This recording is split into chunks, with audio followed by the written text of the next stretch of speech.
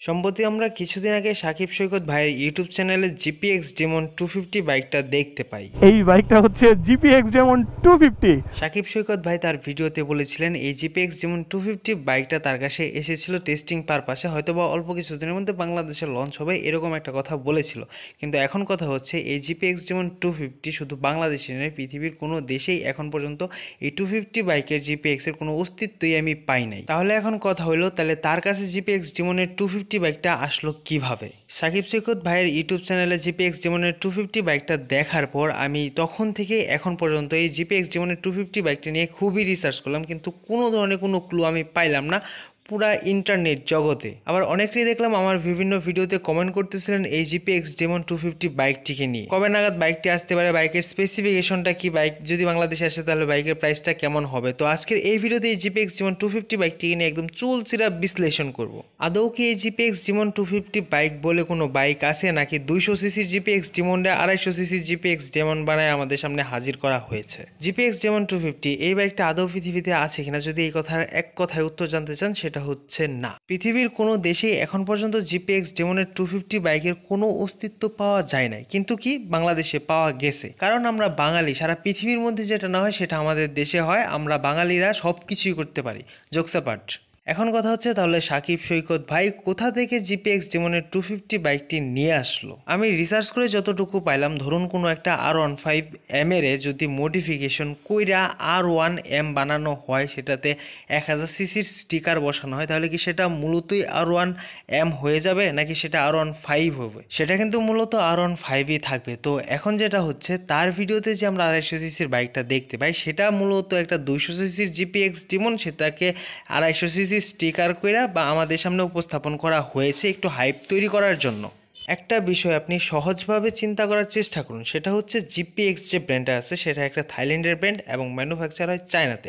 অনেকেই এই ব্যাপারটা মানতে চায় না। তো এখন কথা হচ্ছে, যদি জিপিএক্সের 250 বাইকটা বাংলাদেশে লঞ্চ করা হইতো তাহলে অবশ্যই আগে থাইল্যান্ড বা চায়নাতে আগে লঞ্চ করা হতো। সেইখানে লঞ্চ হওয়ার পরেই কিন্তু বাংলাদেশে জিপিএক্সের 200 সিসি হোক আর 250 সিসি হোক বা এর থেকে বেশি সিসির হোক, তারপরেই কিন্তু বাংলাদেশে লঞ্চ করা হবে। রানার ওয়ালটন বাদ দিয়ে বাংলাদেশে কোনো বাইকই ফুললি ম্যানুফ্যাকচার হয় না।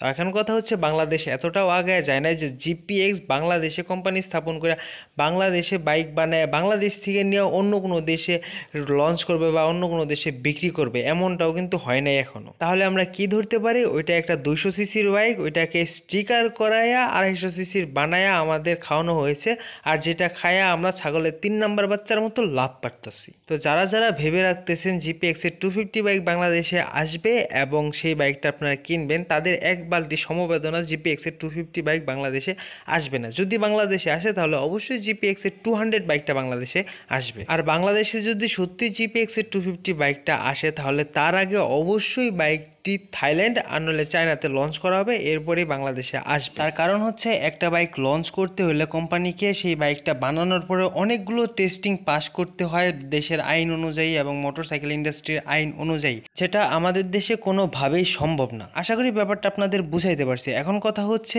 এই 250 সিসির বাইক কবে নাগাদ বাংলাদেশে আসবে বা প্রাইস কেমন হতে পারে, এরকম অনেকে প্রশ্ন করেছিলেন। জিপিএক্স এর তো 250 সিসির বাইকই নাই, তাহলে কিভাবে সেই বাইকটা বাংলাদেশে আসবে? আর যদিও বাংলাদেশে আসে তাহলে ওই আগে বাইরের দেশে লঞ্চ হবে, তারপরে বাংলাদেশে আসবে। এখন যদি প্রাইজের কথা জিজ্ঞাসা করেন তাহলে আবার বলবো, 250 সিসির তো জিপিএক্স এর বাইকই নাই, স্পোর্টস বাইকই নাই, সেই ক্ষেত্রে বাইকের প্রাইসটা কিভাবে বলবো? তবে 200 সিসির বাইকের প্রাইসটা নিয়ে একটু রিসার্চ করি। তো রিসার্চ করার পরে এই 200 সিসির বাইক যদি জিপিএক্সের 200 সিসির বাইকটা বাংলাদেশে আসে, তাহলে এই বাইকের প্রাইসটা বাংলাদেশি টাকায় হতে পারে 4 থেকে 4,20,000 বা 30,000 টাকার আশেপাশে।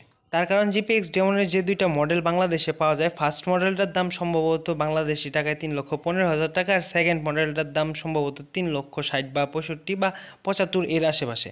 এখন যদি 200 সিসি জিপিএক্স ডেমন বাইকটা বাংলাদেশে লঞ্চ করা হয়, সেই ক্ষেত্রে এই জিপিএক্সের প্রাইসটা আপনারা ধরে রাখতে পারেন 4 থেকে 4,20,000 থেকে 30,000 টাকা এর মাঝেই হবে। তার কারণ হচ্ছে, তারা এই 200 সিসির বাইকটা লঞ্চ করার ক্ষেত্রে যেহেতু বাইকের সিসিটা 200, আবার ওই দিক থেকে সুজুকির SF250 সেটা 250 সিসির বাইক, সেটার দাম রাখা হচ্ছে 4,50,000 টাকা। ওদিক দিয়ে আবার সিএফ মোটো 300 SR আছে, সেটাও আবার 4.5 লক্ষ টাকা রাখা হচ্ছে। আবার এদিক থেকে সিএফ মোটো 250 যেটা, সেটার দাম 3,88,000 টাকা রাখা হচ্ছে। তো সেই হিসেবে আবার এই বাইকের ব্যাট ট্যাক্স বিবেচনা করে বাইরের দেশে প্রাইস অনুযায়ী আমার কাছে যে প্রাইসটা উঠে আসে সেটা হচ্ছে 4 থেকে 4,20,000 বা 30 এরকম। তবে প্রাইজের ব্যাপারটা যারা শোরুমের মালিক তারাও একদম শিওর করে বলতে পারবে না যে পর্যন্ত বাইকগুলো লঞ্চ না হবে। আর এখন পর্যন্ত জিপিএক্স বাংলাদেশ অফিসিয়ালভাবে কিছুই বলে নাই, তাদের কোনো পোস্ট, তাদের ওয়েবসাইট ফেসবুক পেজ যা বলেন কোনো জায়গা থেকে কোনো ইনফরমেশন পাওয়া যায় না হায়ার সিসি হিসেবে। তারা হায়ার সিসি নিয়ে কোনো কথা এখন পর্যন্ত বলে নাই।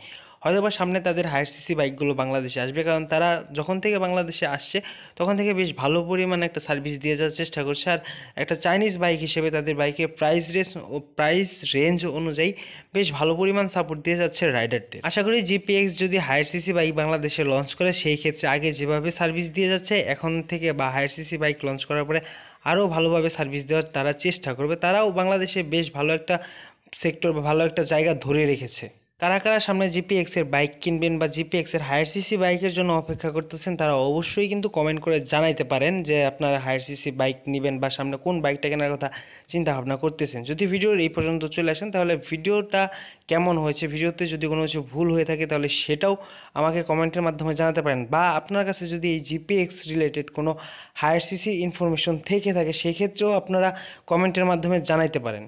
যদি সামনে আমার কাছে জিপিএক্সের হায়ার সিসি রিলেটেড কোনো আরও আপডেট এসে থাকে সাথে সাথে আপনাদের মাঝে শেয়ার করার চেষ্টা করব। ভিডিওটা ভালো লাগলে একটা লাইক করতে পারেন, কমেন্টে আপনাদের মতামত জানাতে পারেন, কারণ আমি আপনাদের কমেন্ট দেখে ভিডিওগুলো বানানোর চেষ্টা করি। আপনারা যেরকম ভিডিও চাইবেন বা যে বাইকের উপর ভিডিও চাইবেন, বাইক রিলেটেড যেরকম ভিডিও চান সেরকমই ভিডিও আপনাদের বানিয়ে দেওয়ার চেষ্টা করি আমি। তো বাইকার্স, দেখা হবে এরকম পরের কোনো নেক্সট বাইক রিলেটেড ভিডিওতে। যদি আপনি এরকম বাইক রিলেটেড ভিডিও দেখতে চান তাহলে আমাদের এই চ্যানেলটা সাবস্ক্রাইব করে রাখতে পারেন।